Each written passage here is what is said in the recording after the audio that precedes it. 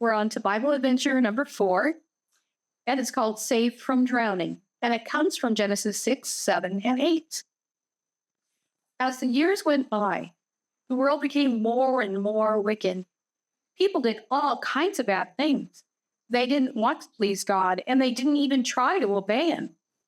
So God was angry with them, and He said He would punish them by sending a flood to cover the earth with deep water, drowning them all. But there was one good man, his name was Noah.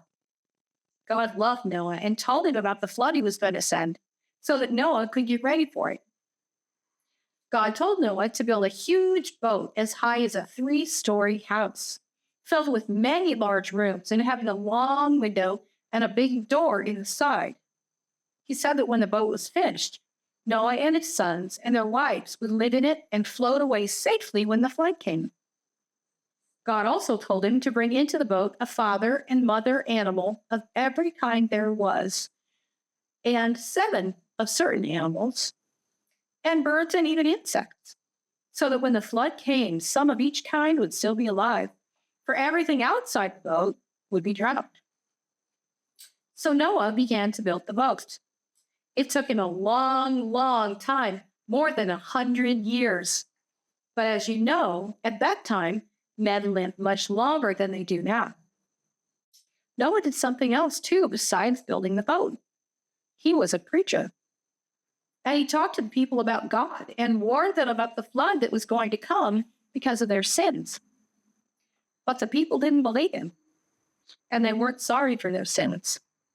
All during those long years while he was building the boat, he heard them say bad things about God and saw the wicked things that they did. Patiently, he kept on working until at last the boat was finished. Then God told Noah to bring all his family and the birds and animals into the boat. For in 7 days the rain would begin and the flood would come, and everyone outside the boat would be drowned. So Noah brought his wife and his 3 sons and their wives into the boat. And he brought in at least two of each kind of animal and bird. These were in pairs, a father and a mother of each kind. We don't know how Noah found all the different animals or birds, or how he got them to come into the boat, but they came. That's because God was helping them. 2 of some kinds came, and 7 of other kinds. When all were safely inside, God closed the door and locked it. 7 days later, it began to rain. In fact, it poured. It rained without it stopping for 40 days and 40 nights. The rain came down as if it was being poured from great windows in the sky. The creeks, the rivers, and the great oceans all began to rise, and water covered the land. After a while, there was so much water all around the boat that it was lifted off the ground. Higher and higher the water rose with the boat floating on it. But what about those people who had refused to obey God and wouldn't listen to Noah's warning? They had laughed at Noah for saying there would be a flood. They said Noah was only trying to scare them. But now, too late, they saw that all he had told them was true.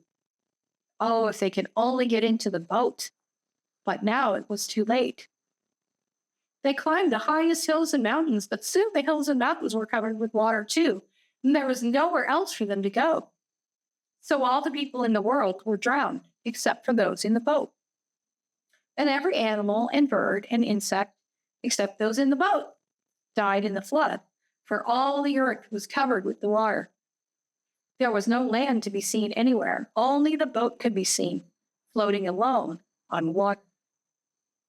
God did not forget Noah. All through those dreadful storms, he took care of him and of all those who were with him. God kept the boat safe. Finally, the rain stopped and the water began to go down again. After Noah had been in the boat for 150 days, almost half a year, the water had gone down so much that the boat rested on the top of a mountain called Ararat. But Noah and his family stayed inside, for God was not ready to let them out yet. 2 months later, the flood had gone down even more, so that the tops of the mountains could be seen, peeping above the water. Now Noah opened a window in the boat and let a raven out.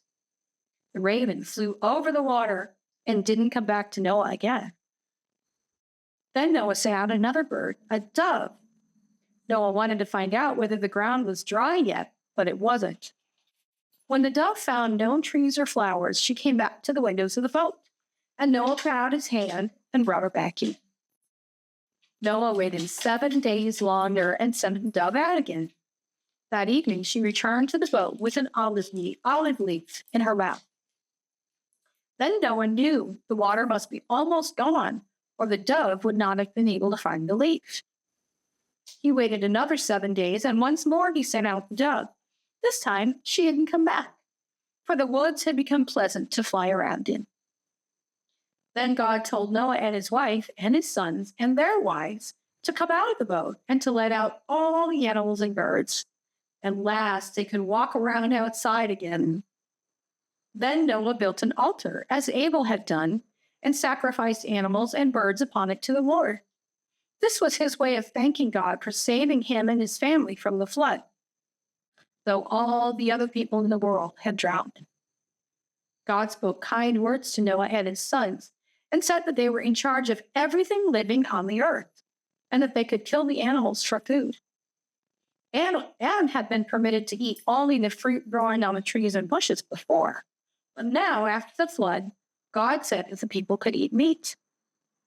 God promised that he would never send another flood to drown all the people.